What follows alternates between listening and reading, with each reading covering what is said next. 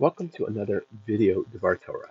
This one is about the fast of Tevet, the 10th of Tevet, which is today's fast day. And I've called it a fast of Hebrew. Why? Really, originally, this is about the siege of Jerusalem, the Babylonians forcing us into a death spiral where they conquer and ultimately burn our temple. It is a political, it is perhaps a religious. What does that have to do with Hebrew? Well, there are two other events that take place on the days immediately preceding this, which are concluded in this fast. One has to do with King Ptolemy Philadelphia, famous Ptolemy of the great library of Alexandria. And in this library, he needed every book imaginable, geography, astronomy, all of those things. Here are the ruins of that library. And he also needed the Torah. He needed it in Greek.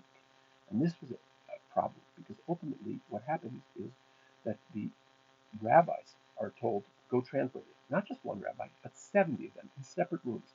And there's a miracle that takes place, that they all translate it the same way with perversions of the text.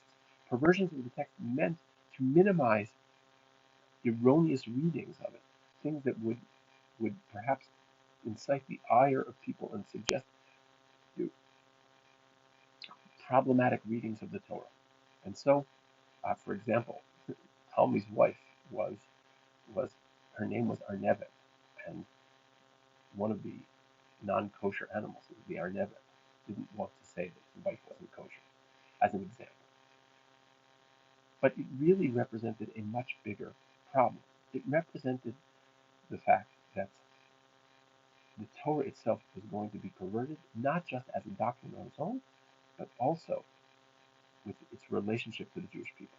And the rabbis write that this day of the translation was as bad as the day in which the golden calf was set up, because now this document, first of all, was in the hands of the non-Jews in Greek, but also, in a sense, it represented a future displacement of the Jewish people.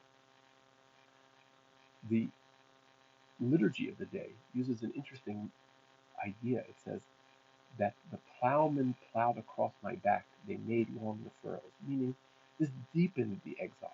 And just as an example, we as a culturally became a little bit displaced from certain key words, the ideas, some very, very key concepts. Love your neighbor as you love yourself, or am I my brother's keeper? These are things that we, in my estimation, know more in English than in the Hebrew. Do we know Hashomer Achi Anochi, which is the Hebrew for am I my brother's keeper? Do we know Ve'ahavta l'reacha kamocha, love your neighbor as you love yourself? And even the translation of that exact verse is a little bit challenging. The English does not quite capture the Hebrew. Giving another example, though I walk through the valley of the shadow of death, Gam ki elech b'geit salmavet. We know it more in the Hebrew, in English rather, than in the Hebrew. It represents a displacement of the Jewish people from our our spiritual and intellectual legacy. And so there was a recognition on the part of the rabbis that this too had to be part of the fast day. This was a deepening of the furrows, that the displacement was yet even further. Another thing which is remembered on this day is Ezra the Scribe. Ezra the Scribe was the one who made sure that we studied Torah in its fullness, that we had a direct access to it. And so that it wasn't just that in the temple it was read, but it was also read at the water gates.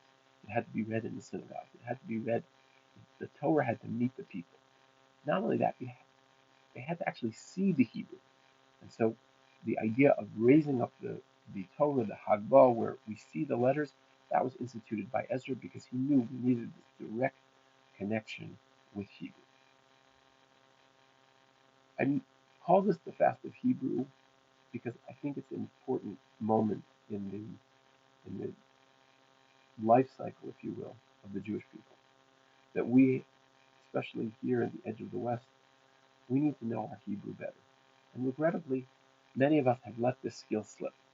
So Shaare Zedek, we're starting a new initiative starting in January to give people access to the Hebrew language.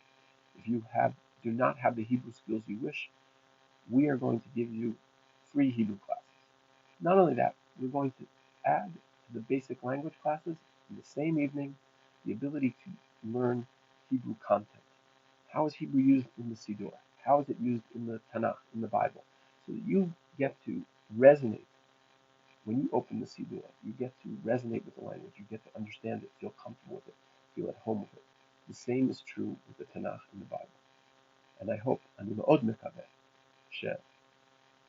שאנחנו ננצח ביחד, that we will triumph together, both in the religious, the political, the spiritual, and the linguistic sense. Join me, please, in improving your Hebrew. At the end of this video, you will get a link for how to participate.